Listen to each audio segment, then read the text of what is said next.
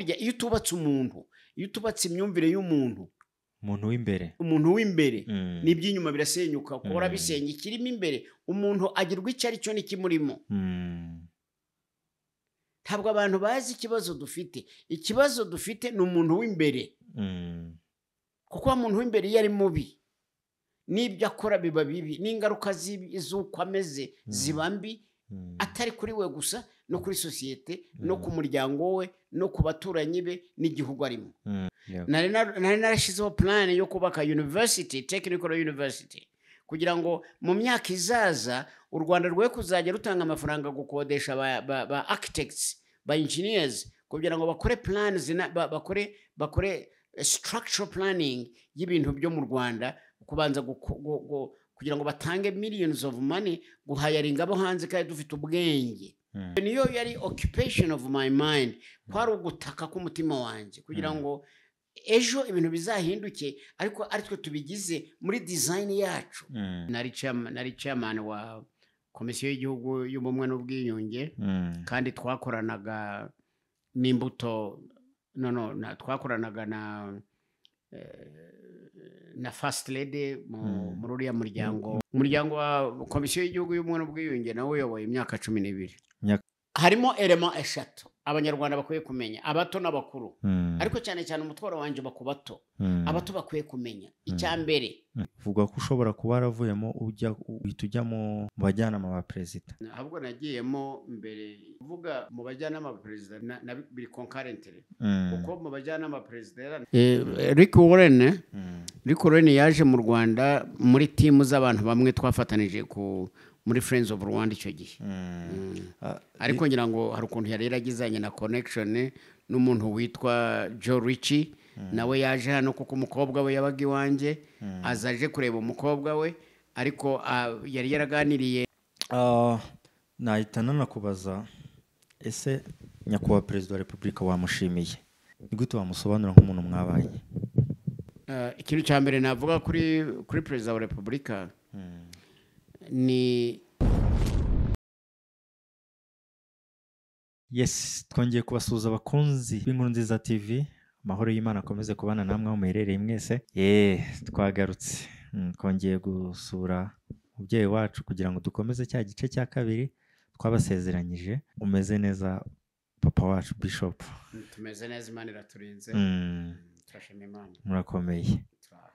Ikiganiro cy'ubushize cyararyoshye cyane. Cyabaye igihe gitoya ahubwo kubera ukuntu cyari kiryoshye, biba byiza. Biraryoha kuganira n'abasaza, kuko hari byinshi bunguka birenze ku byo wari uzi. N'akabando kaducuma tukagana aheza kurushaho. Ahandi wari umeze neza? Turashimira Imana, tumeze neza. Nta kibazo. Nta kibazo. Ibibazo ntibibura ku isi, ariko nta kidasanzwe. Use ku myaka yawe ntubaramaze kumenya ntacyo uba utarabonye? Ariko burya ntibisa, buri kimwe kiza ukwacyo. Ariko ubuzi ngo yakuremye, yakurinze mu byashize no mu bishyi zakurinda. Bihora bihindura isura. Gusa ubuzima wabayemo bwa bindi twaganiyeho bw'ubuhunzi, ubu hari ikindi wabona arakumi kuri iyi myaka ngo kigukura umutima cyane? Ntukuko umutima ariko urababara, kuko haba igihe hari biza bikagutuka, hari biza bikagusebya, hari biza ukabona ko biguhoye ubusa, ariko si bwo bwa mbere. N'ibyadutwikiye byaduhoye ubusa, n'ibyatwiciye ababyeyi byaduhoye ubusa, n'ibyakoze jenoside byahoye ubusa. Ariko buri kintu iyo kije, buri nkoni kubitwa ikubabaza ukwayo. Ariko yagushoboje bwa bundi iranagushoboza. Ni ukuvuga, hari ikintu perezida yigeze kuvuga ngo ibyatubayeho ni bibi cyane ku buryo n'ibindi biza ntibyadukura umutima ku buryo tutahangana nabyo. Icyo kintu cyaramfashije cyane. Kiratwibutsa kumenya ngo we can't give up. Tugomba guhora turangaje, tugomba guhora turi maso kugira ngo tudatungurwa. ariko byo ntibizabura kugira gute ntibizabura kuza kandi ijambo ry'Imana niko rivuga ngo muhore mwiteguye ibigusha ibibabaza ntibizabura kuza ariko mube mwiteguye. Yego. Ibyo uvuga ni ukuri. Perezida n'ikindi yavuze ngo u Rwanda nta hantu habi twagera haruta aho twavuye. Rero ibyo byakwiye kuba inkomezi yo kumva ko ibyiza ari byo dukeneye, kuko aho turi ubu ngubu ntabwo twatekereza ko haba aranga. Kandi n'ibyiza twifuza ntabwo uzabiduha, ari agaciro ntabwo uzakaduha, ari icyo twakwifuza kugeraho nk'abantu cyangwa nk'umuntu ku giti cye ntabwo uzabiguhamo impano. Ugomba kubikorera, ugomba gukora ibishoboka byose. Yego. Ku kari agaciyemo ibindi turagenda tubiganiraho, ariko ni byinshi umuntu aba yaganira, ariko icyiza reka tuganire tubanje gusenga kugira ngo Imana ikomeze kubana natwe kandi ikomeze kubana mu byo turi buvugire aha hantu, n'abazabasha kubyumva barushaho gukorwa ku mutima kuko hari aho byavuye. Yego, reka nsenge. Mana yacu turagushimiye, turaguhimbaje, tugushimiye neza yawe n'ubuntu bwawe, tugushimiye ku byiza byose watugiriye. Ese ibyo watugiriye twakwitura iki? Ntacyo uretse kuguhimbaza Mwami. Tugushimiye ko warinze Bishop ukamurinda, ukaba umugejeje amagingo agihumeka umwuka w'abazima. Afite abavandimwe batashye ariko bakomeje kumurinda kugira ngo ukomeze yamamaze ubwiza bwawe no gukomera kwawe n'imirimo yawe. Reka Mwami tugushimire ku bw'ibyo byose wakoze. Ni ukuri waravuze ngo mu kintu gikomeye ushobora guhemba abantu bawe ni ukubahaza uburame. Rero Mwami, iyo uhabashe guhereza umuntu uburame ni ikimenyetso cy'uko iyo atirangayeho n'ubugingo bumubikiye. Reka Mwami tugushimire ku bwa byose, kandi tugushimire ko ukomeza kurinda abantu bacu babasha kudukurikirana umunsi ku wundi. Hari ushobora kutwumva arwaye atameze neza, reka wowe ubera hose icyarimwe, reka uganze mu mitima yabo kandi urushe kumuturisha, kandi umwumvishe ko ibyo ari kunyuramo bigira iherezo, azagera bakabisohokamo. Reka rero mwamuganze muri twebwe, kandi umwuka wawe uzuganze kugira ngo ntaba ari twebwe ahubwo aba ari wowe uganza muri twebwe. Reka ibyo tuvuga bize byo muri mitima y'abakomeretse, ntibibe byo kubashegesa. Rero Mwami turagusabye kugira ngo uzuganze, kandi twizeye kuri bubane natwe kugeza ku musozo, mu izina rya Yesu Kristo, amen.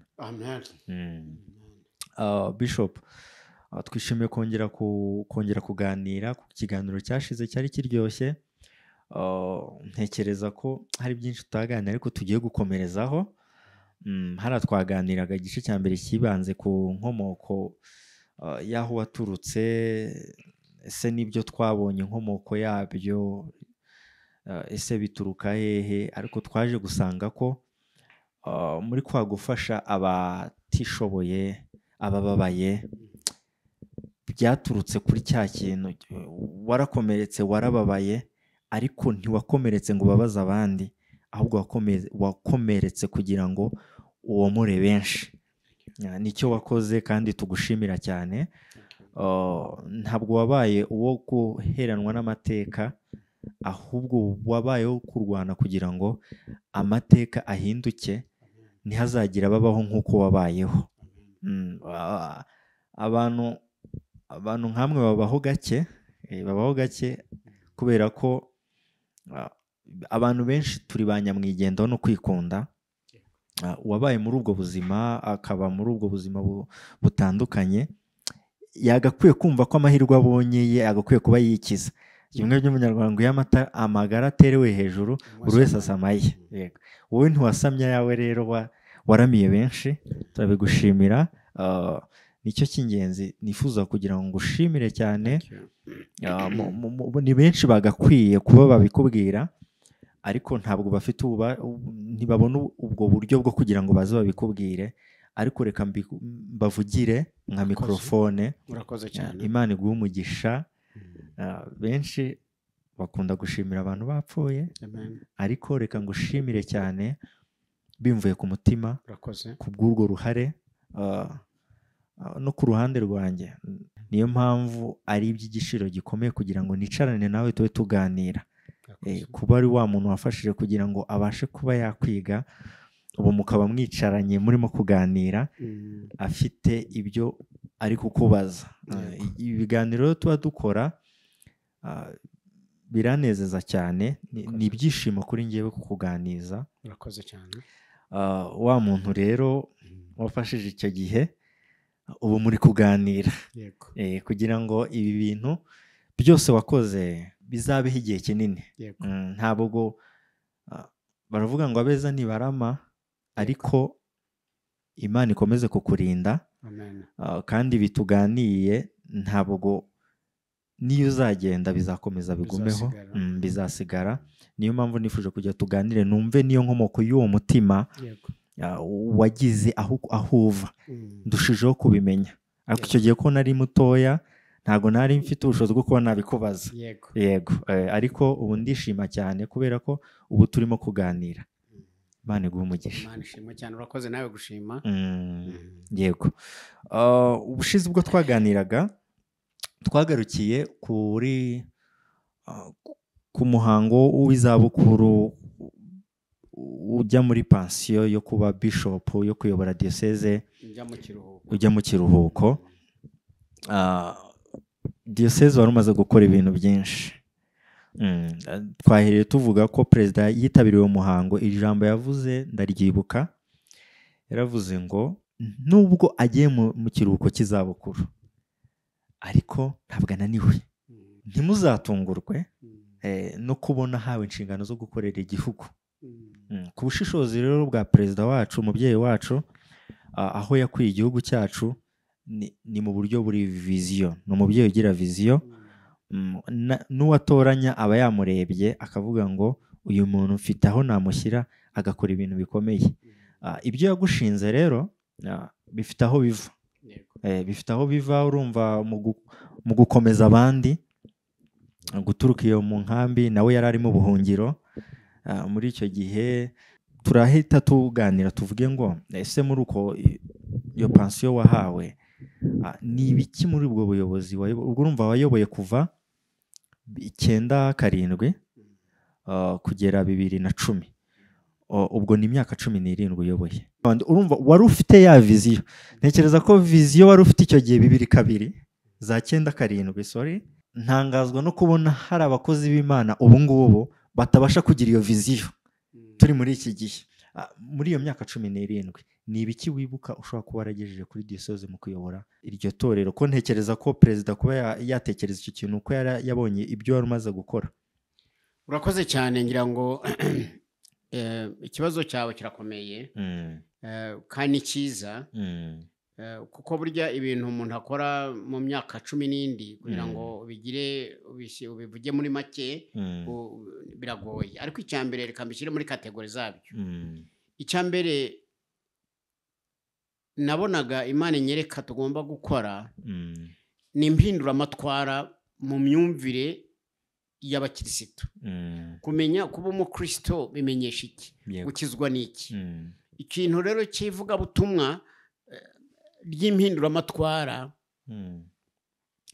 rituma abantu bamenya Imana yabaremye, bakamenya n'agaciro ka bagenzi babo, ni ikintu cyari priorite mu muhamagaro wanjye muri icyo gihe.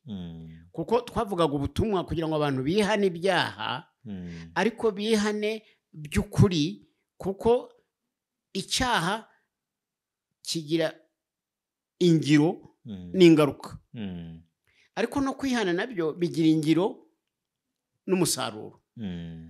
Icyo gihe tuvuga ubutumwa bwo kwihana muri diyoseze ya Shyira, ntabwo burya twebwe nge sinavugaga ubutumwa mu makanisa, nakoze ibiterane ibyo twita convention, ngahamagara abanyamadini n'abaturage n'abandi bose, ku buryo Imana yaduhaye umugisha n'abari barahungutse baragarukanye imbunda bagiye bazigarura, bakatubwira ko twihannye ubwicanyi, twihannye urwango, twihannye ingengabitekerezo ya jenoside.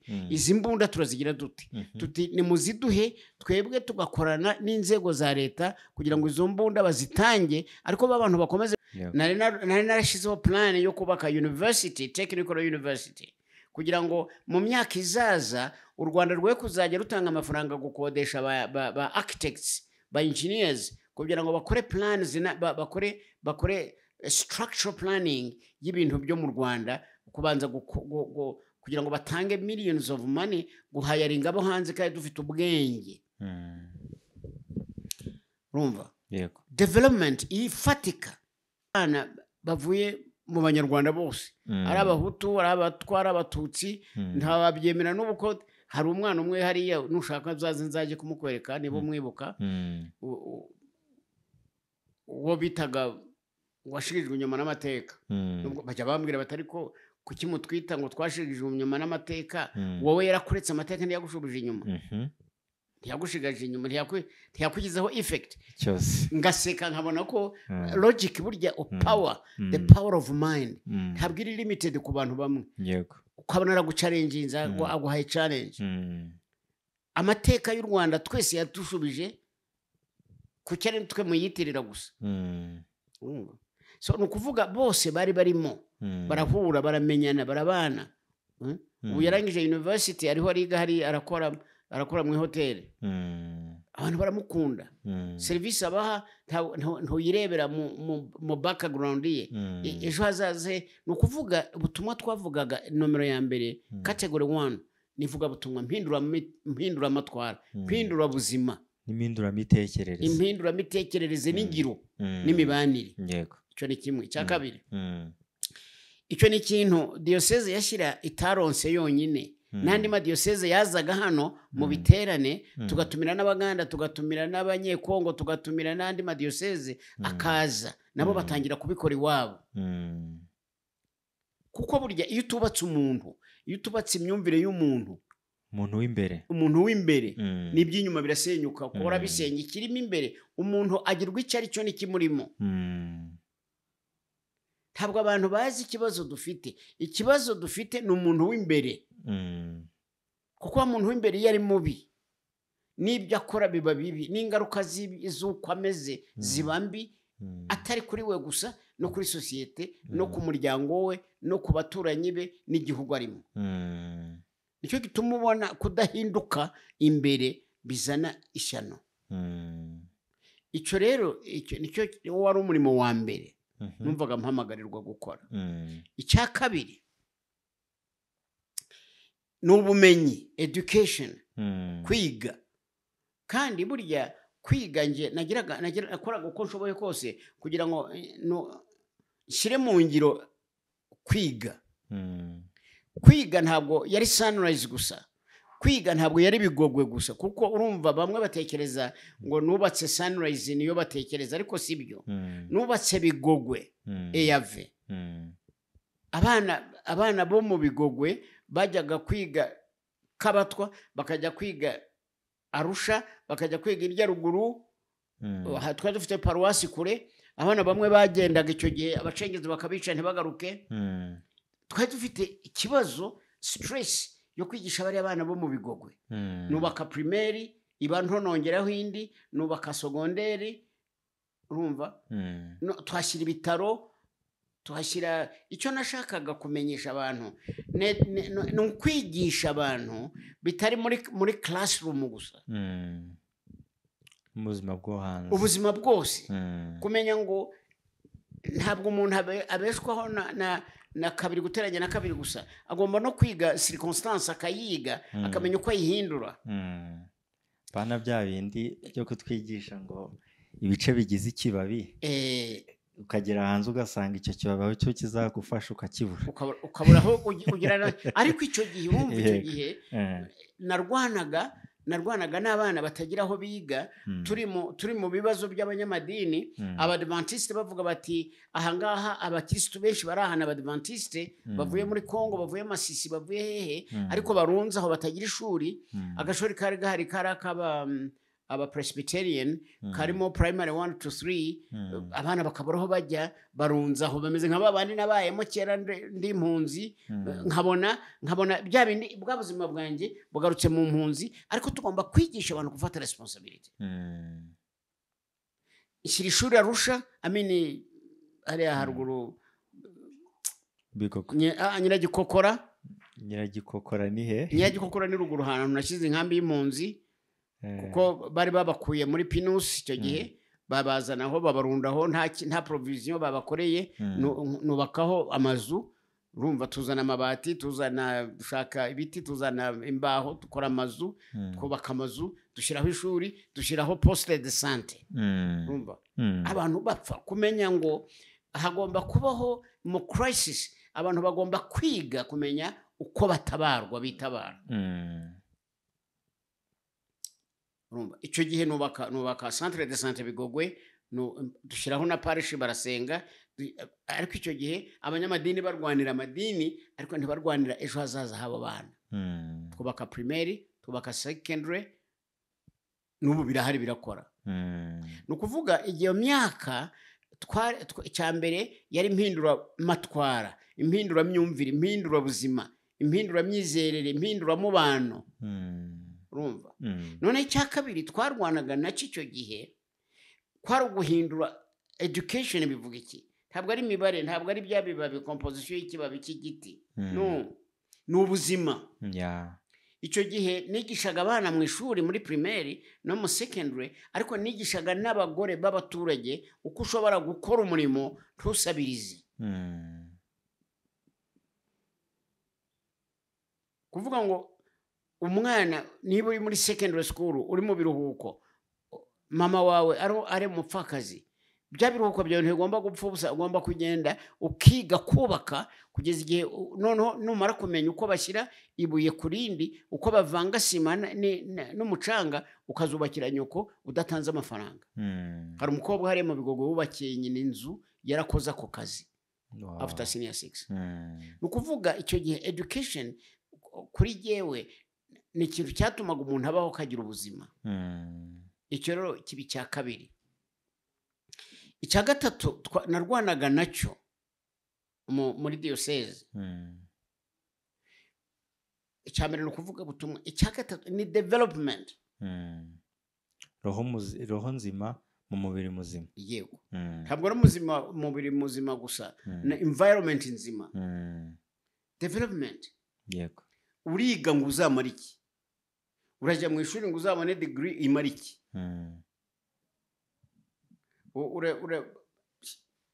purpose fruit bearing ni iyihe aricyo cyatuma turwana aricyo cyari gitumye narubatse Ishema nubwo baje kuyigurisha ibyo kuyigurisha kwabo sinabijyamo bayigurishije naragiye ibyo ni ibyabo nibyo bakuyemo nibyo basaruyemo ibyo ni ibyabo simbizi ariko nari nubatse Ishema kugira ngo diocese yashyira itazakomeza gusabiriza ku bazungu ngo babone babasabirize urumva nari narashizeho plan yo kubaka university technical university kugira ngo mu myaka izaza u Rwanda rwe kuzajya rutanga amafaranga gukodesha ba architects ba engineers kugira ngo bakore plans bakore structural planning y'ibintu byo mu Rwanda kubanza kugira ngo batange millions of money guhayaringa abo hanze kandi dufite ubwenge urumva development ifatika twigisha abana for a purpose kandi ya purpose ibyara umusaruro iyo niyo yari occupation of my mind kwari ugutaka k'umutima wanjye kugira ngo ejo ibintu bizahinduke ariko aritwe tubigize muri design yacu ibyo nibyo byari my occupation kuko Mose birambabaza ko dusoma Bibiliya ariko tukayisoma mu buryo butari bwo igihe Mose yakuraga Abisirayeli muri Egiputa Farawo yaramubwiye ngo mugiye gusenga Imana ntajye kuko nsengesha ku cyumweru ngo musige inka zanyu musige n'abakecuru n'abasaza musige imitungo yanyu mugende Mose aramubwira atoya ntacyo tuzasiga tuzagenda n'abakecuru bacu n'abasaza bacu tuzabaheka tuzatwara n'inka zacu n'amatungo magufi yacu tuzatwara n'imbata tuzatwara n'inyoni icyacu cyose tuzagitwara kandi ngo Mose ngo yabwiye Abisirayeli ngo aba bantu b'Abanyegiputa musize mubasabe n'izahabu zo ku matwi mubasabe n'izo mu ijosi byose n'izahabu na ifeza byose mubibasabe tubijyane ngo barabikora birabibaha muri mutuvira mugende mubijyane ariko mudusiga amahoro ni ukuvuga a salvation redemption y'Abisirayeli ntacyo yasize ariko ikimbabaza ni uko abantu batekereza ngo salvation yacu iri emotional icyo narwanaga nacyo no kugira ngo turebe twa developinga dute in a more sustainable way biri mu myumvire development iri mu kumva iri mu kugira iri mu bumenyi ngiro ku buryo hari umugore umwe watangiye afasha abubaka ageze ahinduka amaso abamwubatsi yubatse kuri iriya katedrali hariya hejuru yarubakaga aragenda abwira wari prefe icyo gihari yaramubwira ati sinzongera unkure kuri lisiti y'abufasha baza gusabiriza atubona nabonye akazi nariyubatse niyubakiye inzu yanjye ntabwo gisabiriza so nukuvuga iyo ni development iri physical ariko ikomoka ku myumvire ku guhindurirwa imyumvire ni ukuvuga nibyo bintu nababwiye ngo umuntu agirwa icyo ari cyo n'ikimurimo urumva kandi ni ukumenya ngo ikikurimo ntukigize icyawe gusa ukamenya ko utibereye wowe ubwawe gusa you got it turiho ku bwawe hari abandi rero batekereza ko ibintu byose biba bigomba kuba ku bwabo ntabwo ari byo no wowe umuhamagaro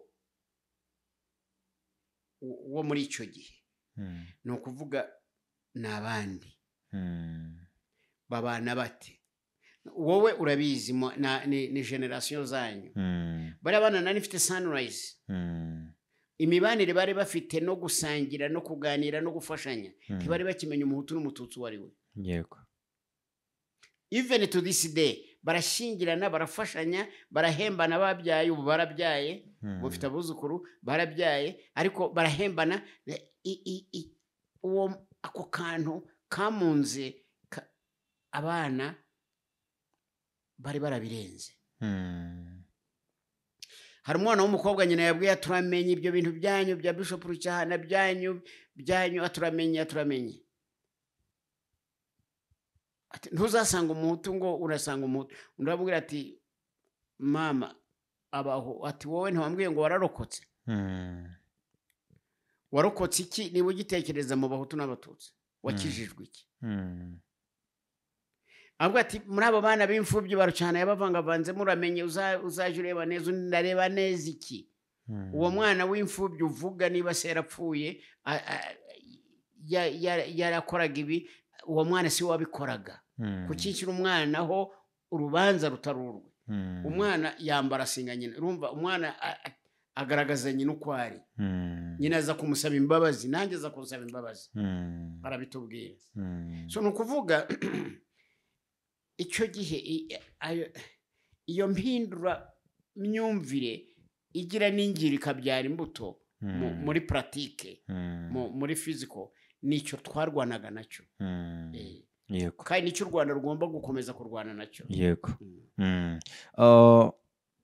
ibyo uvuga abakurikiye ikiganiro neza igihe sinzi niba uko ndi kugikurikira ari nako n'abandi bari kugikurikira biri guhita bimereza igisubizo cy'ibyo nibaza no guhita twibaza ko umukuru w'igihugu Imana yaduhaye ni umuntu navuga mu buryo bwa gikristo afite umwuka wera afite umwuka wera kubera ko umuntu wese aho inshingano ndatekereza ko we yagukurikiranye ahubwo hakiri kare kuko wagize uruhare mu gukunga ubumwe bw'abanyarwanda nk'uko twaherewe tubivuga ko yavuze ko utaruhutse ahubwo hari ibindi ugomba gukora hari icyo yakubonagamo icyo yakubonagamo rero nicyo yaguhayemo inshingano yaguhaye inshingano zo kuba perezida wa komisiyo y'igihugu y'ubumwe n'ubwiyunge cyangwa chairman wa board ya komisiyo y'igihugu y'ubumwe n'ubwiyunge abakurikiye ikiganiro neza babona aho bituruka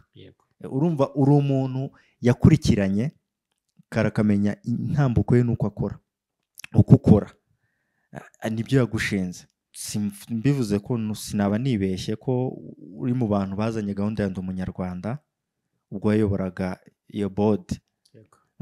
Nibyo cyangwa nari umwe mu bafatanyije n'abandi kubikorera no kubikora, kuko nari chairman wa komisiyo y'igihugu y'ubumwe n'ubwiyunge, kandi twakoranaga n'imbuto twakoranaga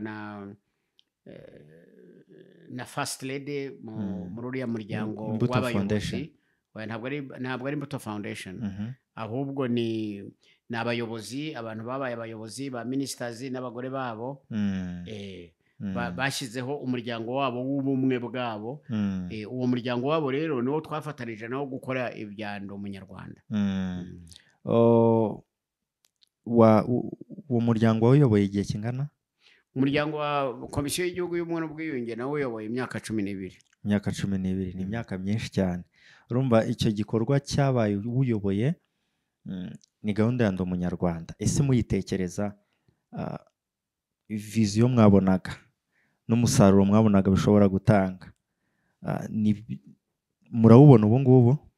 Cyane rwose, kuko buriya rero abantu bajya batekereza ngo komisiyo y'igihugu y'ubumwe n'ubwiyunge,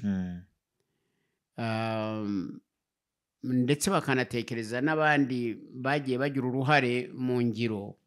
Iyi vision yatangiranye n'inkotanyi, urumva, igihe bari mu nama Nairobi, bataranaza gutera ngo bahagarike amacakubiri n'ibyamungaga igihugu muri 1990, bari bareretswe muri plan ya RPF ko icyakiza u Rwanda ari ubumwe bw'abanyarwanda. Yego. Noneho n'agaciro k'ubunyarwanda. Ibi bintu rero twabishyize mu ngiro, ariko bifite isoko.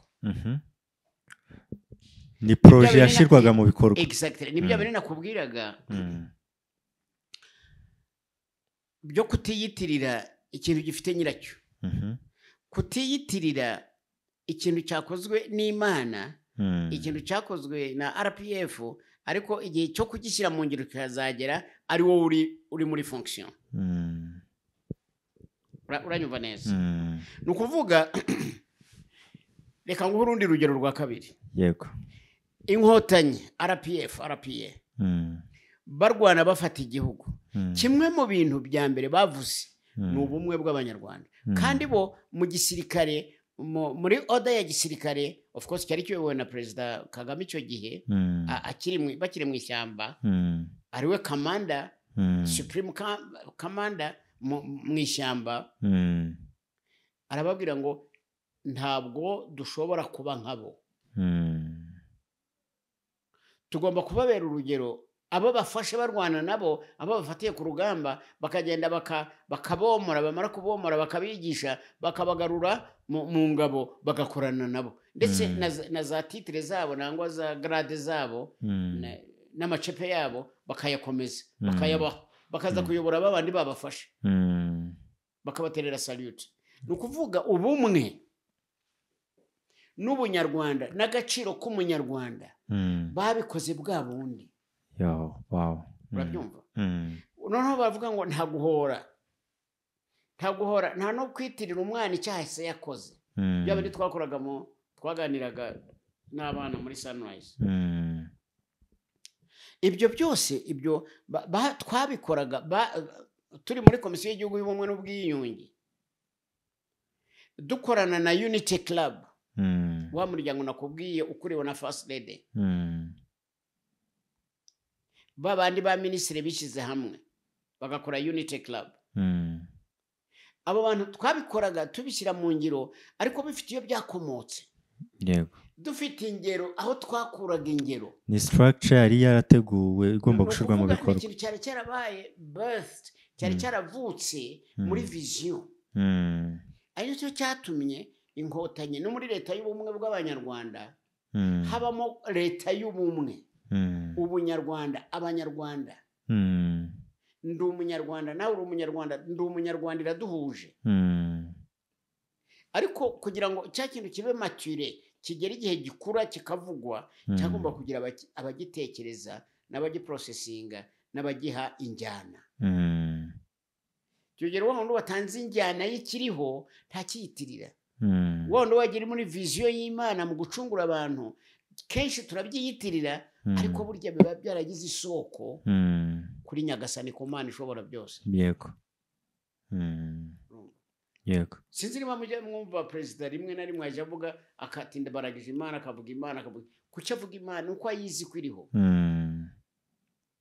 cyane. Ibi rero ibitwara bikoze imyaka 12 nakoze muri komisiyo y'igihugu y'umwana n'ubwiyunge sinababwira ngo nakoze ABCD ibyo ngibyo byabene nyine cyo kwiyitirira ibintu ariko ndi umunyarwanda no kubabarira abanyarwanda no gukora research gucukumbura kureba icyadusubiza inyuma kikadukura muri bwa bumwe kwa exposing ikibaho kiri ngo tugisimbuze icyiza kwa gucukumbura kwa kwigisha ibyashyaka kwa kutagira ibanga ry'ikibi noneho abantu bakamenya ngo mu Rwanda hariho utuntu tubaha hirya ukadushyira hanze kugira ngo tubonerwe umuti noneho ushyireho na policy n'uburyo bw'abantu bamenya ibyabatera n'ibyabasubiza inyuma nibi bya gacaca bikaza byavuye mu bumwe n'ubwiyunge no kurwanya komisiyo ya corruption yavuye mu bumwe n'ubwiyunge kurwanya corruption urumva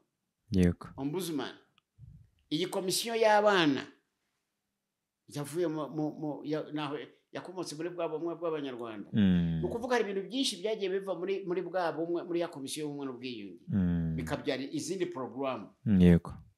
Ibyo rero byose byavaga mu nkomoko ya vision yagizwe n'abayobozi. Yego. Kandi it's actually nibanga ritaba handi. Harimo element eshatu abanyarwanda bakwiye kumenya abato n'abakuru ariko cyane cyane umutwaro wanje bakubato abato bakwiye kumenya icyambere nta handi byabaye mu mateka.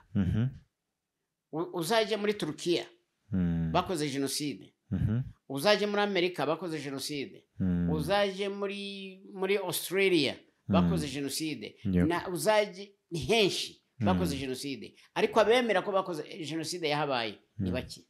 Mu Rwanda leta y'ubumwe bw'abanyarwanda ntabwo yemeye ko habaye genocide gusa ngo bayishyire hanze exposing ahubwo bo bemeye n'ingaruka zayo batangira gufata inshingano bafasha abacitse ku icumu barabigisha barabavura bafata inshingano bo muri bikomere bemera ko yabayeho kandi bemera noneho ko bagomba gukora ibituma itazabaho bagaragaza n'ababigizemo uruhare babishyira hanze nta handi biba. Yego. Icya kabiri kuba genocide yarakorwaga n'abanyarwanda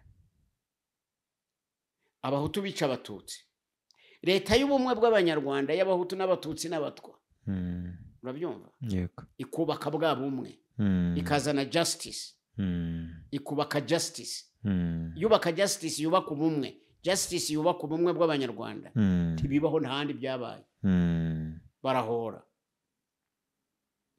urabyumva. Yego.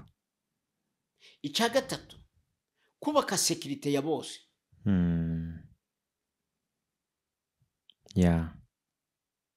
equal rights equal opportunity bitari mu magambo biri mu ngiro muri security. Ibi ngibi nibyo bituma abantu bashobora kuvuga ngo never again. So ibyo rero nibyo nabayemo muri iyi myaka 10 ariko atari uko bibamo gusa politically n'amagambo no gukora research gucukumbura ku exposinga kurwana intambara kandi teka nkuko twahoze tuvuga nuko twabivuze mu tuganira ibigusha ntibibura kuza bivaho byaturutse mbere bikoresha abanyarwanda kuko nayo umunsi wa none turacyafite ingengabitekerezo ya genocide. Nk'uko kanseri ibeshwaho ikuzwa n'isukari isukari akaba ari fertilizer ya cancer urabyumva. Abaganga baratubwira ngo kansa kugira ngo ikure mu mubiri igira ibyirya mu mubiri. Mm. And sugar is part of the nutrients zituma kansa ikura cyane. Mm. Buriya n'ingengabitekerezo ya jenoside ifite ibyirya, Yeah. ifite ibiyikuza. Mm. Bimwe biva hanze muri babandi bazanye amacakubiri mu Rwanda, ibindi bivamo imbere bikomotse kuri guilty conscience y'abakoze jenoside n'abacirwa n'urubanza batarashobora kwihana bakaroga abana bato. Mm. Ibyo rero komisiyo y'igihugu y'ubumwe n'ubwiyunge nibyo yakoraga, kureba tugeze ku ruhe rwego, twakora iki, twagira dute, twabirwanya dute, twabyeexposinga dute. Izo nizo ntambara twabagaho. Mm. Kandi na n'uyu munsi wa none tugomba gukomeza kurwana nabyo. Mm. Kuko ingengabitekerezo ya jenoside twagize Imana, ndashimira Imana, ndabashimira mwese abadusengeye. Mm. Kandi ndashimira na Perezida wa Repubulika kugirira icyizere. Mm. Urumva ndi umupasitori nk'abandi bapasitori, ndi umusenyeri nk'abandi basenyeri, kugira ngo abayangire icyizere nyobore komisiyo ku rwego rw'igihugu kumara imyaka 10 n'indi. Ni myinshi cyane. Ni igitangaza cy'Imana. Imana imuha umugisha kandi yangiriye neza. Mm. Ndamushimira cyane. Mm. Uyu ni umugisha mbonye wo gushimira His Excellency Paul Kagame. Mm. Kuba yarampaye uwo mugisha akampa chance gukora ahantu haremereye, ahantu hangombwa ku mitima y'Abanyarwanda, mu cyerekezo cy'Abanyarwanda, ngasavinga iyi myaka muri bya bintu nakunda, muri bya bintu. Mm. Muri bya bintu yitangiye, muri bya bintu byatwaye ubuzima bw'Abanyarwanda, muri bya bintu Abanyarwanda babana n'ubumuga ari byo bazize barwanirira bya bintu, akanshyiramo nanjye nkabamo ngakoramo. Ni igitangaza cy'Imana. Mm. N'igihe nzaba ntakiri ku isi ndi mu ijuru, ni kimwe mu byo nzajya mpimbariza Imana mushimira. Mm. Ariko turacyafite urugendo. Yego. Ubu rero twagize Imana, aho kugira ngo komisiyo bayifunge, ahubwo barayikujije bayigira ministeri. Mm. Iba Minubumwe. Minubumwe. Ubu ahari perezida ahari komisiyo, ahari board ya komisiyo, hari ministeri. Yego. Hariho za directorates n'ibindi. Mm. Urumva rero ubu barakora ibintu bikomeye cyane Mm. birenze ibyo twakoraga. Mm. Ariko the challenge remains. Mm. Ingengabitekerezo Mm. igomba kuba exposed. Urumva? Mm. Abafasha abantu bafite intege nke, batareba ejo hazaza, batareba agaciro k'u Rwanda n'agaciro k'Abanyarwanda, batareba destiny, icyerekezo cy'u Rwanda, aribo bagomba kukigiramo uruhare. Ibyo byose biri muri iyi ministeri. Yego. Aho umunyarwanda b'umunyarwanda akagira agaciro nk'undi munyarwanda, atazongera kuba umuhutu n'umututsi, umwe yicunda undi arya undi, abyibushywe nuko yariye mugenzi we, yariye opportunities za mugenzi we, yariye chances za mugenzi we, yariye agaciro ka mugenzi we. Ko kurya umuntu ntabwo ari ukumurya physically nk'uko abanyekongo baryana, barisha inyama z'umuntu umutsima. Kumurya ni ukumurira opportunity, ni ukumurira chances, ni ukumurira agaciro, ni ukumurira ibyo ndiho mvuga wumva. Nta munyarwanda ugomba kurya undi. Nta munyarwanda ugomba kugira undi ntebe ye yo kwicaraho.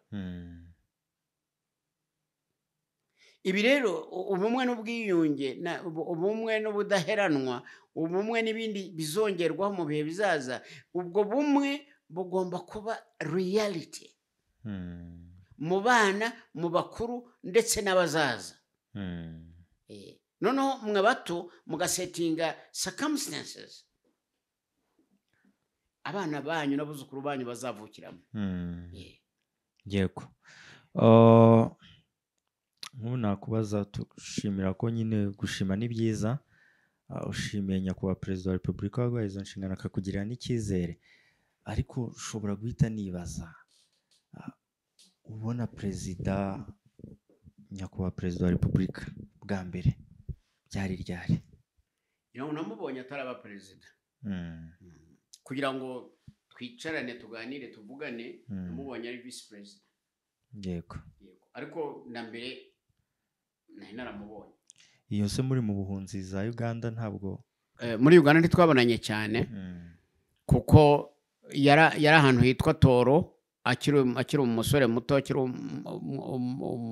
umwana muto muri primaire, aho bari batuye na late Fred Rwigema n'abandi nge nabaga muri Bunyoro muri Northwest ya Uganda niho narindi urumva rero twari turi mu bice by'igihugu bitandukanye ariko nyuma ahagiriye muri politike ahagiriye mu butabazi naje kumubonaho rimwe ahantu ariko nongera kumubona yaragarutse mu gihugu ari vice president nibwo twabonanye byo kwicara ngo tuganire ubwo ari nacyo gihe ahubwo nise ubundi aza gutaha Sunrise 2022 yarakiri vice president yari mu nzibacyuho yego yari mu nzibacyuho icyo gihe yari vice president ari na minister of defense icyo gihe twaje tuganira twari tuje tuganira nyine iby'umuryango wa RPF icyo gihe nari nkiri muri Uganda twari kumwe n'abandi bantu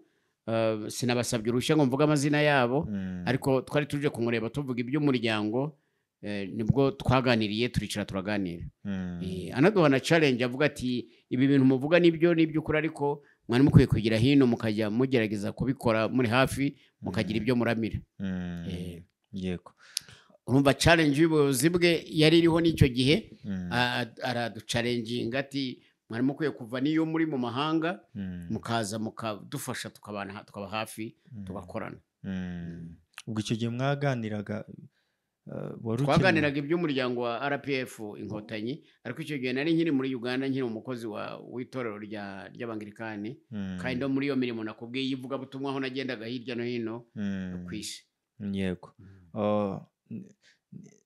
n'igiki rwose perezida yaba yarakubwiye na n'ubu ko urumva agira indeba kure ashaka kubwira ikintu ukazakibona mo imbere kandi ntubashe kucyumva ako kanya waba ukibuka I think cyambere nicyo ngicyo kubera mbwiye ati murakoze kutubwira ibintu ariko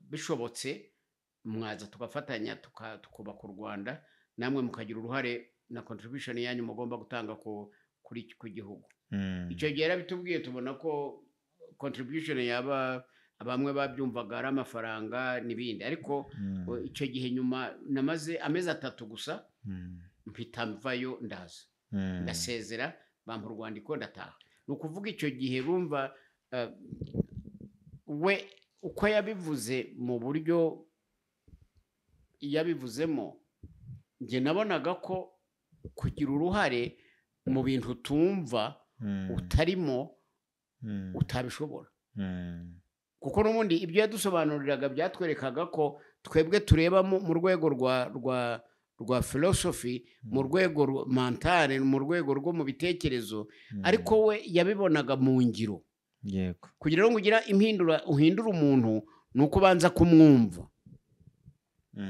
urumva kugira ngo uhindure umuntu nuko umenya ibyo arimo umenya intambara arimo umenya umubabaro afite ntushobora guhindura umuntu tumva yego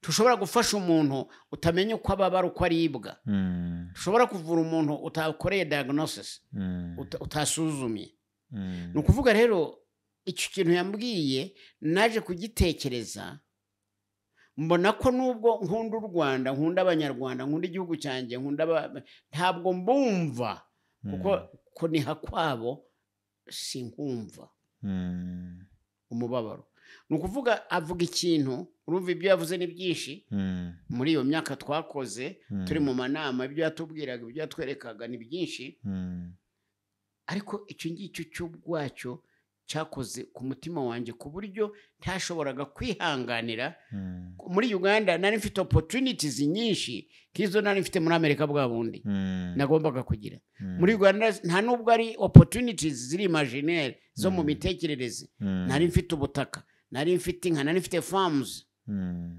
urumva nari mfite ahantu ntuye kandi nari mfite na opportunities z'abantu nabo twakoranaga ariko ntabwo byari bihwanye n'agaciro k'igihugu cyanjye n'abavandimwe banjye nagombaga kumenya nkareba condition nkareba uko bameze n'umubabaro wabo nkamenya uko nasaba Imana ngo impishurire icyatumye umubabaro Imana yawuhindura umunezero w'igihe kizaza. Kuko ibihe byacu byashize ntabwo ari wo muhamagaro wacu. Umuhamagaro n'ejo hazaza hacu. Urumva abana bacu icyo gihe bagendeshaga amaguru, ariko twari tuzi ngo bazagera igihe bambara inkweto, kandi barazambaye. Yego, habaye abambere mu bihugu by'amahanga. Ntabwo rero ari byo njya mbwira abacuti bacu bafite uruhu rudasa n'urwacu, bakibwira ko ubwenge buri mu ruhu. No, ubwenge buri muri kwa kuniha k'umutima w'umuntu, uvuga ngo mana wamfasha ute ngo nanjye ngire kuri kiriya kintu. Icyo rero nicyo nabonye perezida avuga, kuki tutajya aho tugomba kujya n'aho tugomba kujya, kuki tutabwira abana bacu kugira iryo shyaka, kuki dutekereza ko tuzabona ibyiza ari uko babiduhaye tutabikoreye. Yego, icyo gihe inshingano urazihabwa imyaka 11, imyaka 12, sorry. Urayiyoboye, tumaze kunyura mu byo inshingano muri komisiyo, sorry. Sinzi niba ari byo, vuga ko ushobora kuba waravuyemo ujya mu bajyanama ba perezida. Oya, ahubwo nagiyemo mbere. Uvuga mu bajyanama ba perezida biri concurrently, kuko mu bajyanama ba perezida ntabwo ari umurimo ukora, ni ubujyanama nyine utanga igihe kigeze, muhamagawe, mukenewe. Ubwo byagendaga concurrently, byariho concurrently. Already nyine urumva ko ntabwo twe tugiye kureba kuri wabaye n'umujyanama wa perezida wa repubulika. Yego, icyo nicyo nageraho kugira ngo turebe niba ari byo koko cyangwa ari byo abantu wenda bashobora kuba babeshya. Muri urwo rugendo rwose rw'ubumwe n'ubwiyunge n'iki byose twabinyuzemo mu gice cya mbere, barabyumvishije, n'ubu tugiye tubinyuramo mu buryo bw'inshingano. Wagize uruhare rukomeye. Abantu bashobora kubyumva wenda bakagira ngo twatanye n'iki, ngo twagiye muri politike cyangwa iki, ariko burya itorero ryiza ribaho kuko habayeho ubuyobozi bwiza, n'imyumvire myiza na politike nziza. Ariko reka duse n'abagusaba ngo dufashe.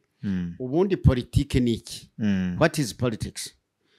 Ikindi cya kabiri, ubukirisitu ni iki? Kuba umukirisitu, kuba uwizera Imana ni iki? Difference ni iyihe?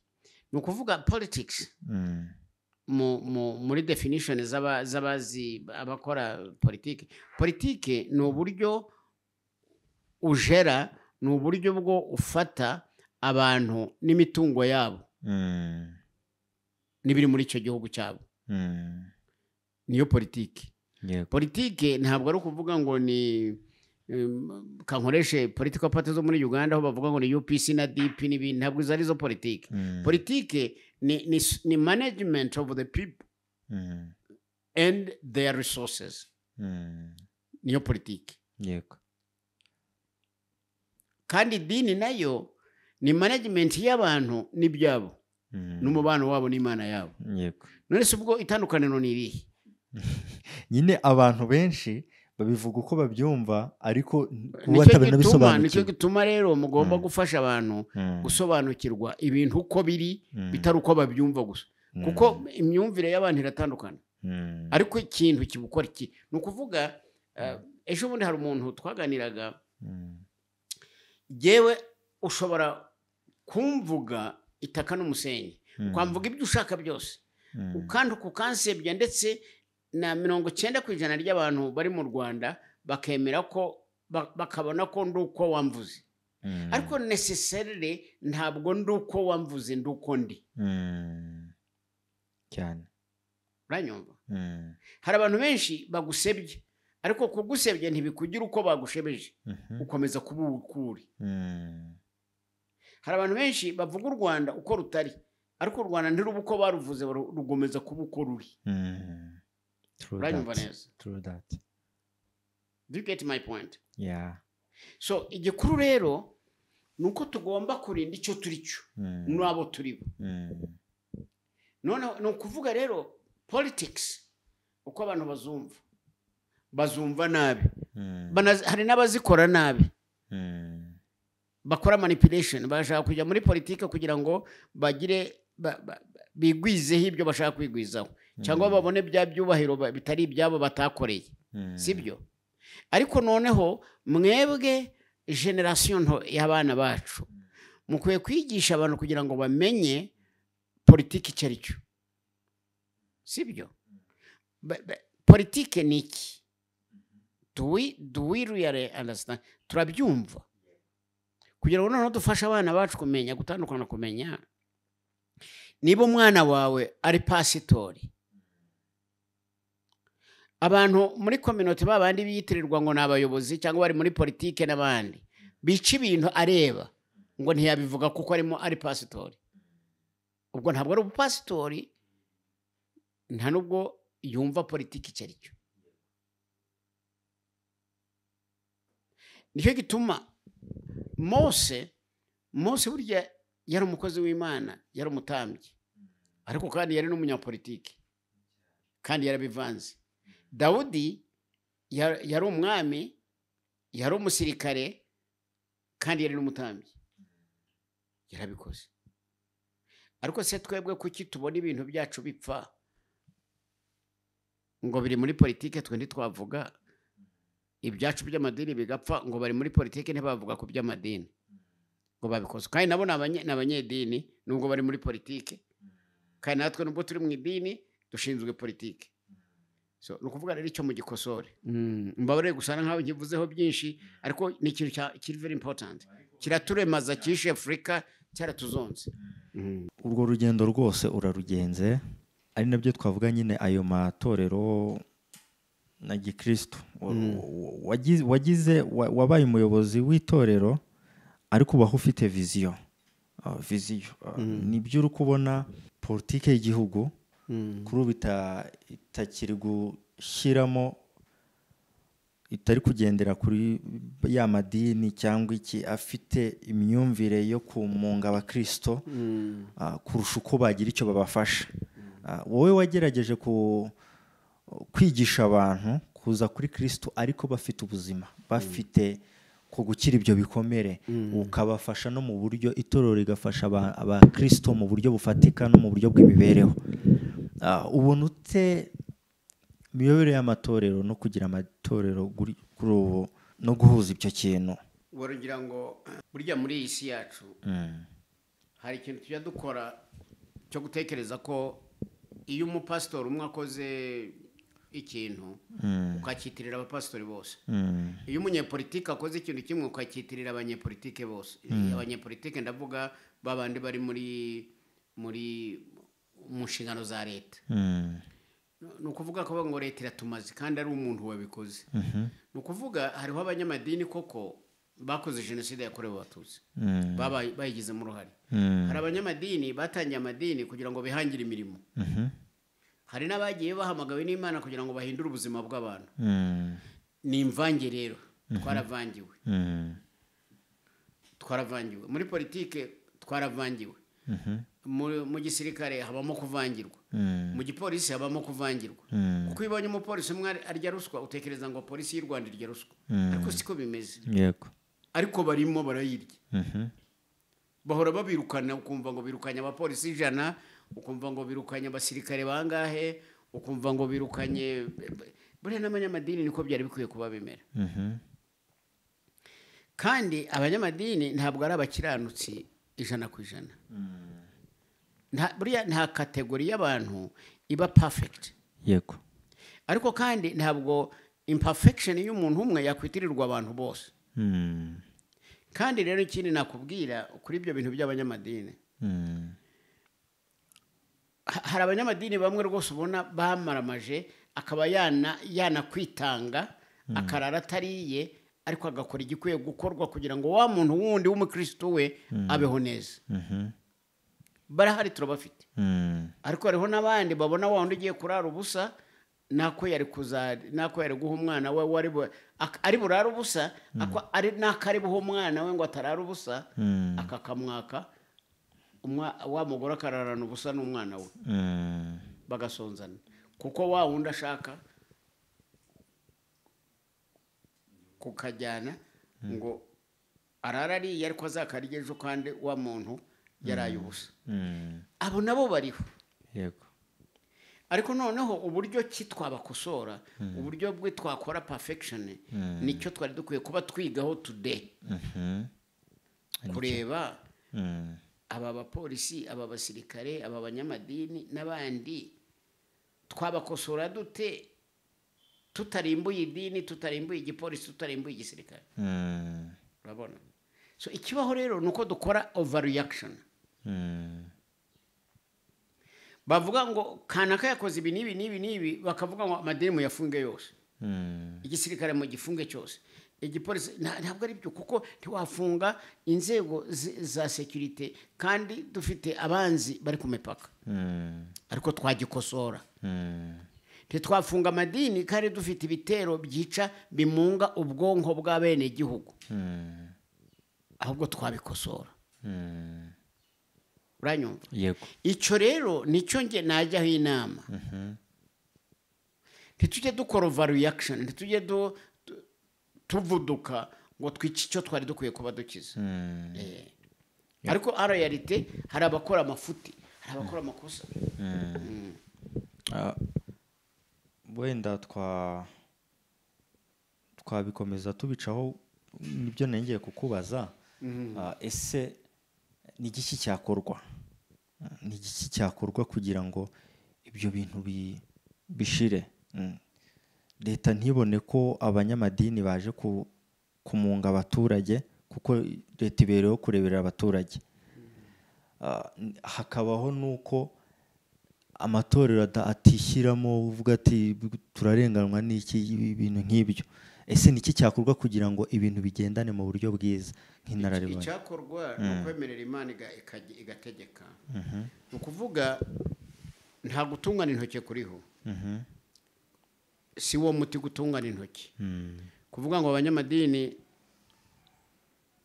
100% ni babi cyangwa idini nimbi cyangwa abanyamadini bakoze jenoside noneho ariko se utarakoze jenoside ninde n'abasirikare utarakoze jenoside n'abanyepolitike na Habyarimana na Kayibanda na Gitera n'abandi abo bari abanyepolitike ariko bakoze amahano none se abanyepolitike bose tubite babi kandi dufite Perezida Kagame waducunguye uranyumva no kuvuga icyakorwa nuko abantu bari bakwicara bakajya inama bakareba ubwiza bw'ejo hazaza hacu nk'igihugu yego kuko ntituzabaho tutagira Imana ntituzabaho tutagira economy ntituzabaho tutagira security ntituzabaho tugira ibyo dukeneye kubaho nk'igihugu ibyo bintu byose birakenewe ariko bene byo twebwe bene byo twe tukwiye kugira ubwenge bwo kumenya aya mafuta ari mu madini twayakuramo ariko idini tukayiha agaciro kayo security tukakuramo amafuta arimo ariko security tukayiha agaciro kayo ubuyobozi bw'igihugu reba icyo byakoze kutagira ubuyobozi kutubaha abayobozi kudaha agaciro abayobozi reba ibyo bakoze Musinga n'ibyo bakoze Rudahigwa n'ibindi ingaruka zavuyemo tugomba kurinda no guha agaciro abayobozi bacu yego ariko ntitugomba guhahamuka no kuba traumatize ku buryo tutagira ubwenge butanga ubujyanama bw'ejo hazaza hacu iyo mvuga kudahahamuka ndavuga ya magroupe agize ubuzima bw'igihugu uranyumva neza yego icyo nicyo kigomba gukorwa abantu bagomba kuba bazi ngo bafite inshingano z'ejo hazaza our destiny iri mu maboko yacu ntabwo tuzasubira i Buraya kubwira abanyaburaya bakoze inama muri Berlin muri 884 bagasinya na 85 ngo baducemo ibice batwara ibice by'u Rwanda batware Masisi batware Bufumbira na Kabare bagire bate badushwanyaguze nibarangiza bashwanyaguze n'abasigaye imbere mu gihugu bamwe b'abahutu b'abatutsi bazane bya byuma bapimishije abayahudi natwe babidupimishe uyu ni umuhutu uyu ni umututsi baryane bicane no ejo hazaza ari mu maboko yacu yego nidusubirayo bazatugira uko batugize n'ubundi kandi bitwice n'ibitumunga n'ibyo badushwanyagurishije yego ibyo rero tugomba gukora tugomba kuba abanyakuri tukaba honest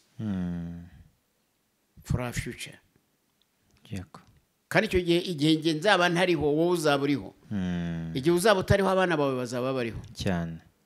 ariko ibyo twubaka bigomba kuba foundation ejo hazaza.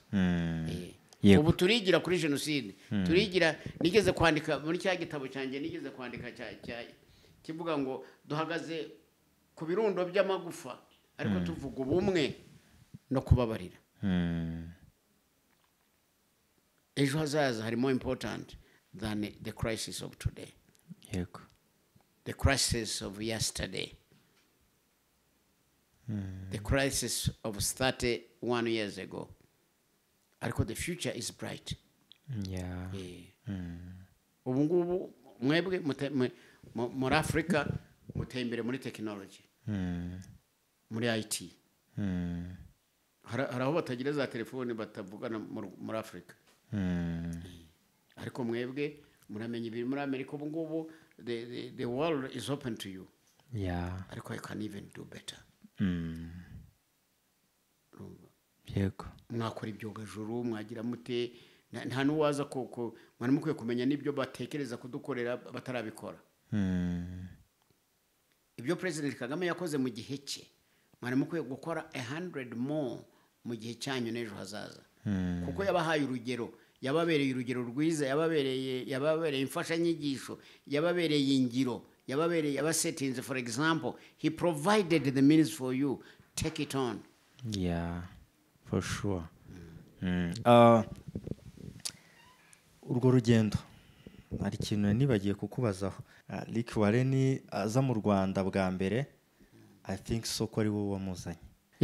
Rick Warren yaje mu Rwanda muri timu z'abantu bamwe twafatanije muri Friends of Rwanda icyo gihe. Ariko ngira ngo hari ukuntu yari yaragizanye na connection n'umuntu witwa Joe Ritchie. Nawe yaje hano kuko umukobwa we yabaga iwanjye, azaje kureba umukobwa we, ariko yari yaraganiriye n'umugabo uba muri Ireland hariya mu Bwongereza.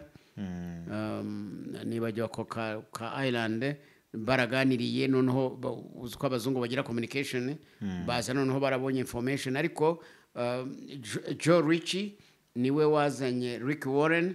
Rick Warren nawe, Joe Ritchie nawe yaraje asanga umukobwa we wabaga iwanjye, aje gusura umukobwa we, ariko aba connected n'uwo mugabo witwaga John. Uwo John nawe amuconnectinga ko ari inshuti ya His Excellency President. N'urwo ruvange niyo network baziyemo. Yego. Ubwo Rick Warren ni umuntu abenshi bashobora kuba batamuzi izi generasiyo cyane. Ni umuntu wakoze ibikorwa bitandukanye, n'umupasiteri. Nk'umuntu mwabanye wabashije kugira n'umuntu wa describinga gute? Well, he's a visionary. Ni umuntu ugira vision, ni umuntu ugira kwerekwa, kandi ibyo yeretswe akabikora. Ni ukuvuga Rick Warren yari afite itorero yatangiye n'umugore we, batangirana n'abantu bake rirakura. Bari rimwe mu matorero yabaye manini muri Amerika, yandika ibitabo. Harimo igitabo cyo bita Driven Purpose, ubuzima bufite intego. Icyo gitabo kiba popular ku isi yose, kinabyara n'umutungo mwinshi kuko cyagurishijwe mu ndimi nyinshi mu mahanga menshi. Rick Warren rero yaje kuba inshuti y'u Rwanda. Nanjye nari muri diocese yashyira aza kundeba. Hari ibintu bimwe yakoze yasanze natwe turiho dukora, tuba inshuti turabana, aza kuba noneho nawe umwe mu nshuti z'u Rwanda. Ubu ni n'umunyarwanda kuko afite ubwenegihugu bw'u Rwanda. Burya ubwo turi no kwinjira mu tubazo n'utundi dushobora kukubaza. Ko mwaganiriye, igiki yakubwiye Rick Warren nk'inama urumva nk'umuntu uranditse mukuru kuri wowe? Yewe sinzi umenya tujya kungana nk'urungano. Nuko wenda hari burya abantu banini bakuze bagaragara nk'aho ari bakuru cyane kuruta abato batari banini, ariko ndabona tujya kungana.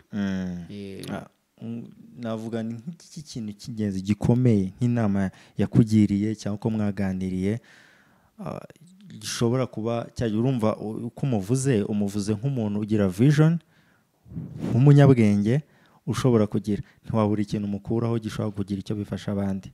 Ikintu gikomeye gusa nawe namukuyeho nabonye nuko ni ikintu yashyize mu ngiro cy'u Rwanda.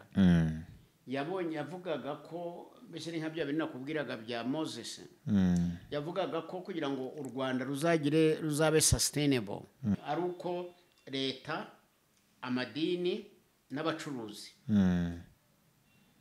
bagira na partnership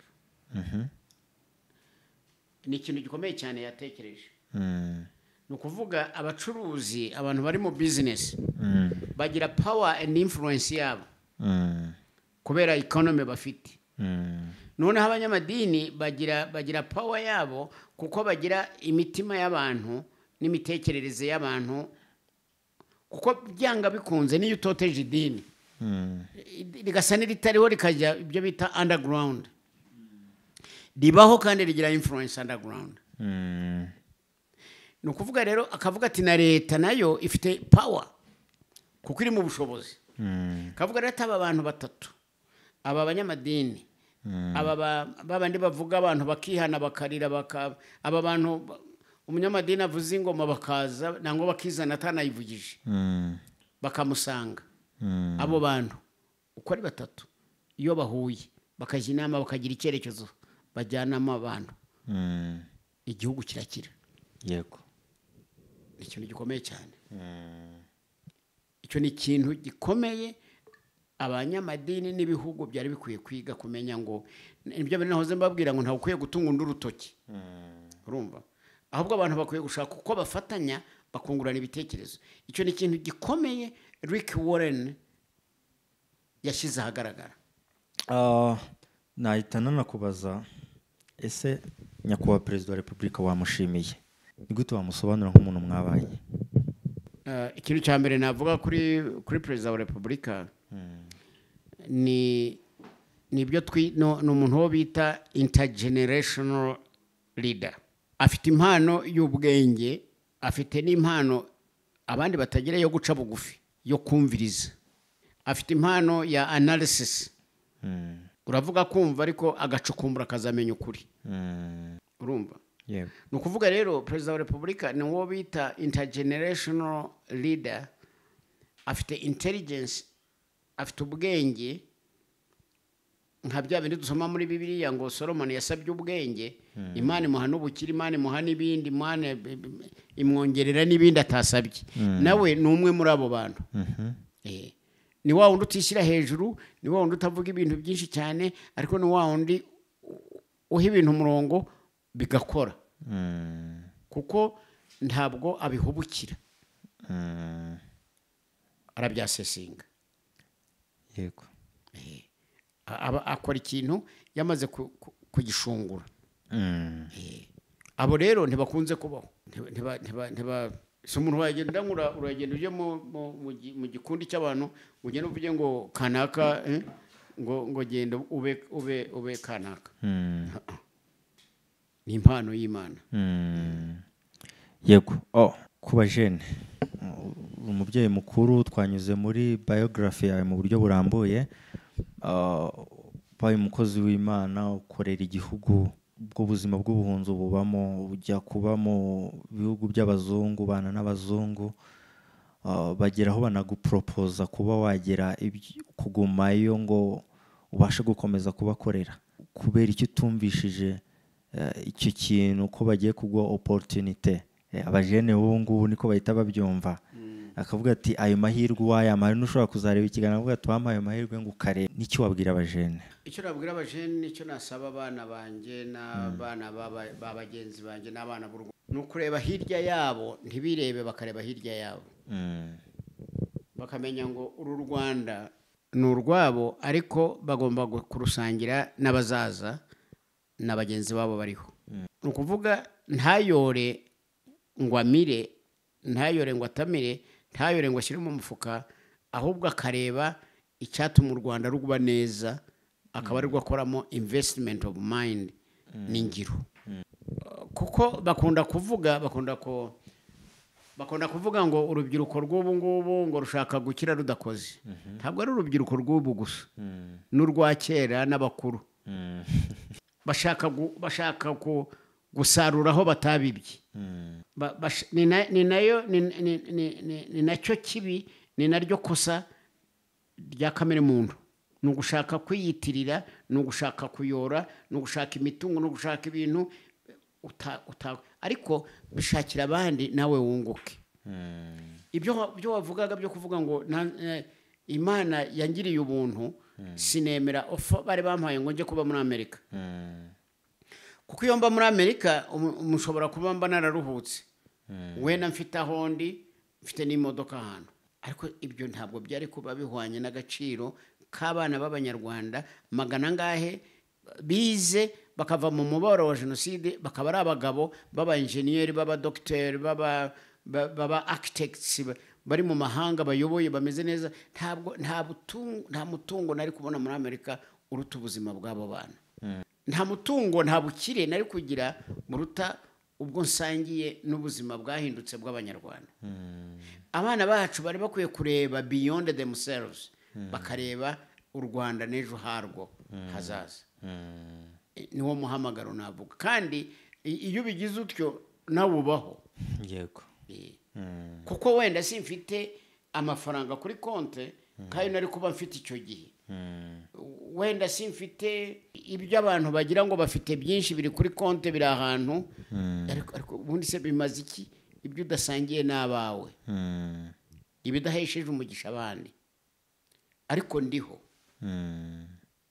Ariko ubundi iyo tugiye harya ni Rusororo, ubu ngubu ubumwe bw'Abanyakigali niho babajyana, tweba abahano bacu basigaye baduhaye promotion, tujya ahantu hitwa Gacaca mu musozi hejuru, mu mpinga y'agasozi ahantu. Ubundi ujyana yiki? Ibyo ujyana yo ni ibiki?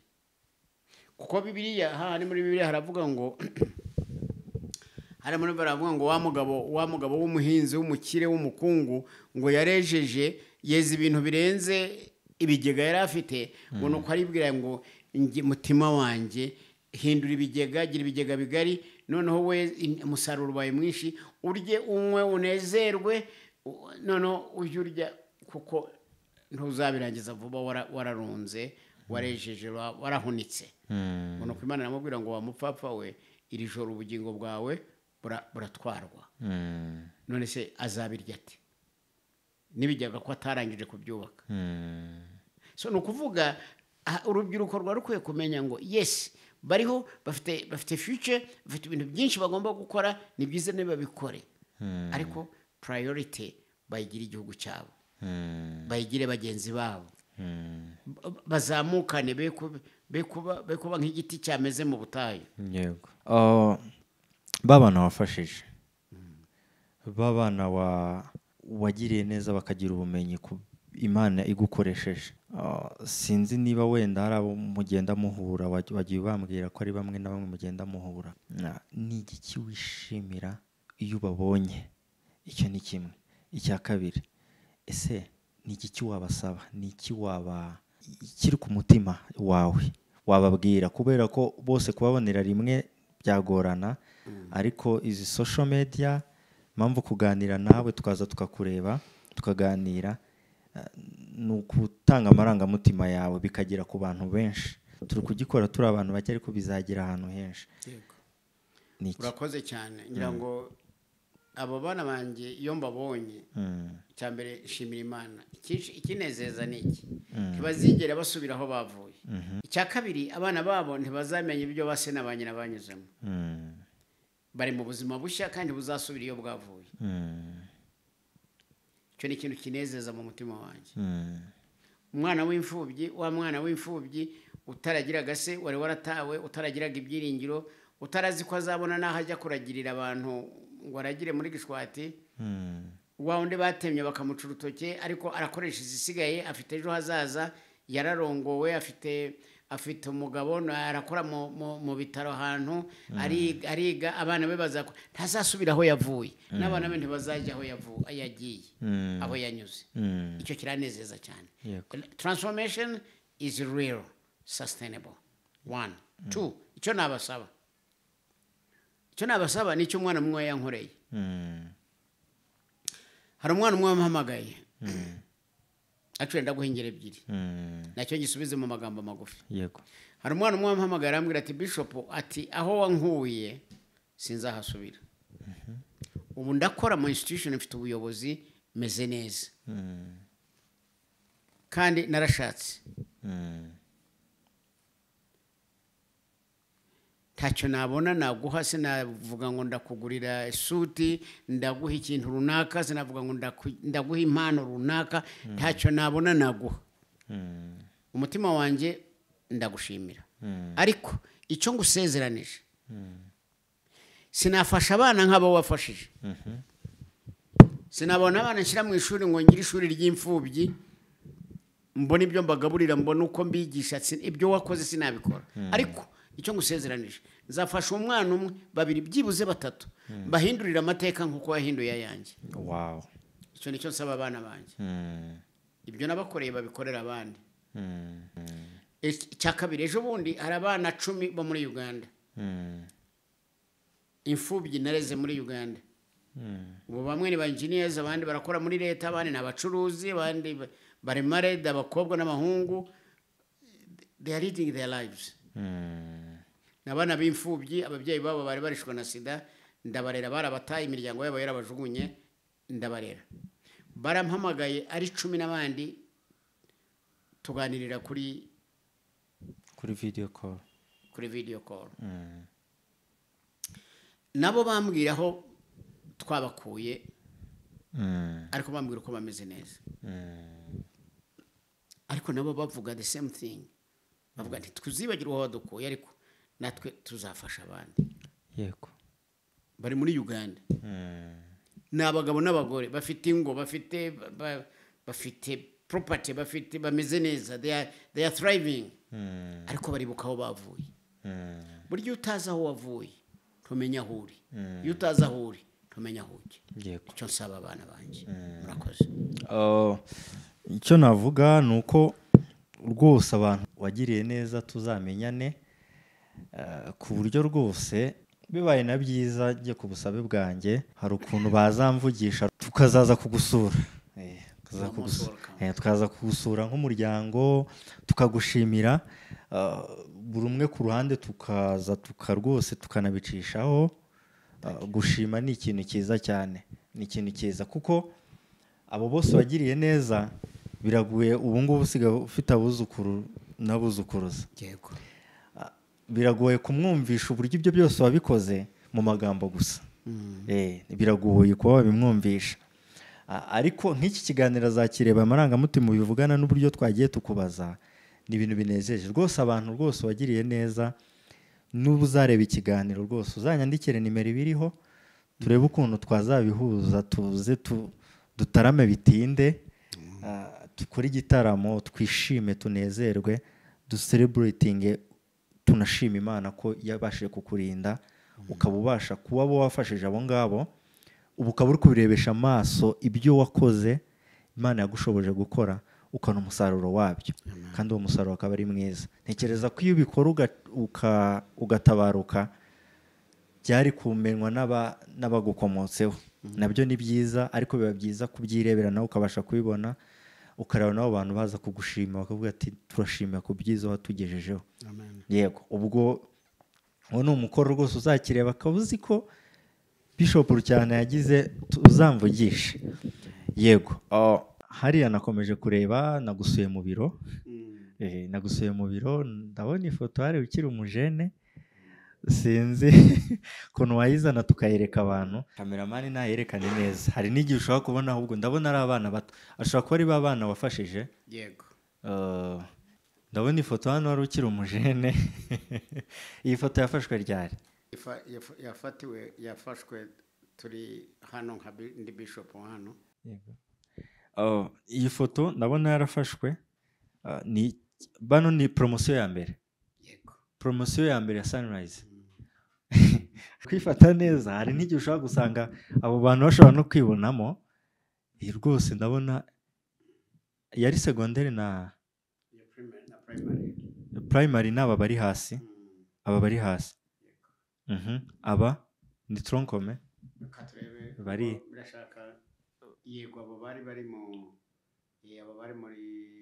muri troncome. N'abari haruguru bari mu secondary haringira ngo ni bari gusoza bakiri muri superieur.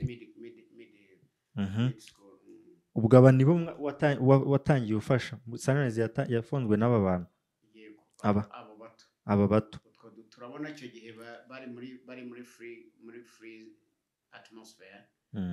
Hariya bari muri uniforms na hariya n'abakobwa bari muri uniforms.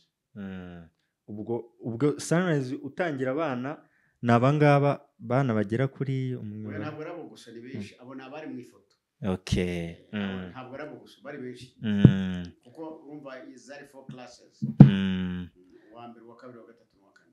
Abo ni abifotoye baza muri iyo foto. Yego. Ni ibintu byiza, turaza kuyifata tuyerekane. Hakaba n'iriya foto iriya. Yego. Iriya yafatiwe he? Yashaka nabyo kwegeraho ngo urebe. Iyi nayo twayihawe n'abana ba Sunrise. Ni umugisha ukomeye kuba twagusuye. Nishimiye rwose kuganira nawe. Ni ibintu byiza nishimiye cyane. Nzi ko ari ikiganiro kizafasha abantu benshi ku bazakireba. Nabo bana wafashije rwose nabo bazakureba bongere bishime banezerwe. Ubu babaye abapapa n'abadamu bafite abana. Amen, bafite abana cyane. Rero kandi ikindi nabwo ni ugukomeza n'uruhererekane rw'umuhamagaro, kuko nubwo naruhutse ariko n'ubu turacyafite abana dufasha. N'ubu ndacyakora ministry yo gufasha abana. Ubu ufite abana 208 twigisha muri primaire, secondary no mu university. Amen. So ntabwo rero byahagaze, n'ubu ndacyakora. Yego. Urumva rero ko ari umuhamagaro. Umuhamagaro. Umuhamagaro ko atari umuhamagaro waba warabiretse. Cyane rwose. Niki kikuri ku mutima? Twakuganiye tukubaza byinshi. Niki kikuri ku mutima wabwira abantu badukurikira? Ngira ngo icyo nabwira abantu, numva nsaba Imana kandi nasaba n'abantu bagenzi banjye, nasaba n'abana banjye n'abazakurikira ibi biganiro dukora. Ikintu gikomeye ni ukugira ngo umuntu ajya areba, agira ijisho rireba inyuma y'ibimugaragarira gusa, agira amaso y'umutima. Kuko hari igihe turebesha amaso y'umubiri, umutima nturebe. Hari igihe twumvisha amatwi, umutima ntiwumve. Yego. Icyo nsaba Imana, nuko Imana yaha Abanyarwanda, nuko Imana yaha abana bacu, yaha urubyiruko amaso areba, amaso y'umutima areba, bakagira amatwi y'umutima yumva, bakagira ubwenge bureba hirya y'ibibakanuriye amaso. Nicyo nasaba, icyo kiri ku mutima wanjye. Yego. Ndashimira buri umwe wese wadukurikiye. Imana baha umugisha mwese. Ni ukuri umuntu gift yaguhereza ikomeye ni ukuguha igihe cyakagutega amatwi. Turabashimira ko mwaduteza amatwi mukabasha kutwumva ukagera ku musozo. Ni ukuri Imana iguha umugisha, kandi ndizera ko intego twakoze ikiganiro tugamije yari intego nziza, kandi wabashije kuyumva. Hari ikintu wakuyemo gishobora kugufasha. Ngiye hari ibyo nakuyemo, hari ibyo narinze, hari n'ibyo narushijeho kumenya. Ndasabira umugisha buri umwe wese urabashije kutwumva. Ni inkunga ikomeye kudukurikirana no kutwumva, ko ni byiza tubahereza si bibi. Rero turabashimiye cyane. Uzakoreshe no ku bantu batabashije kumva, babashe kumva ikiganiro kirimo inyigisho nyinshi cyane. Niba utaranakora subscribe, ndagusaba kugira ngo uzayikore rwose, tujye turusha kubana, kuko ni ibintu byiza binyura kuri iyi chaîne. Ni ukuri Imana ibaha umugisha, kandi turizera tudashidikanya ko tuzasubira. Ndagushimira Bishop. Thank you. Ndishimiye kubana nawe rwose, kandi kuza kudusura, kandi muzagaruke. Tuzagaruka. Abanyarwanda bavuga ngo imvura igwa n'isubira. Yego. Yego. Imana iguha umugisha, kandi turabashimiye. Murakoze cyane. Yego, ibihe byiza. Reka dusenge dusoza. nyagasani Imana ishobora byose, data wa twese wo mu ijuru, duciye bugufi imbere yawe. Uri Imana idahishwa amabanga kandi uri Imana ishobora byose. Turakwituye kugira ngo ibi bikozwe ubikoreshe icyo ushaka, biguheshe ikuzo kandi byungure bagenzi bacu n'abana bacu n'abazabyumva bagira icyo biga bahinduke. Turaturura u Rwanda ubwiza bwawe, turaturura u Rwanda umurava wawe n'imbabazi zawe kugira ngo ukomeze kurucungura. Turagushimira aho rwavuye n'aho ruri, ariko tugutuye aho rujya. Turagushimira Perezida Kagame, turagushimira abakorana nabo, ibyo bakoresheje n'aho bigeze n'aho bijya turabagutuye. Kandi Imana tugushimiye urubyaro, kuba duhaye urubyaro. Turagushimira aba bantu bato bariho ariko bazakomeza kubaho kandi bazabyara bazabasimbura. Turabagutuye mu izina rya Yesu. Bahe ubwenge, bahe gushishoza, bahe gukora ibirenze ibyo bazarya no kunywa, bakore n'ibizahesha abandi umugisha. Kandi Imana data wa twese, Imana ishobora byose, ubaho umugisha wo guhesha abandi umugisha, ubaho umugisha wo kugusha abandi neza, ubaho umugisha wo gucungura abakwiye gucungurwa. Umugisha wawe, imbabazi n'ubuntu bibahera bibane natwe, bikave ku Rwanda none n'iteka ryose, tubisabye mu izina rya Yesu. Amen. God bless you.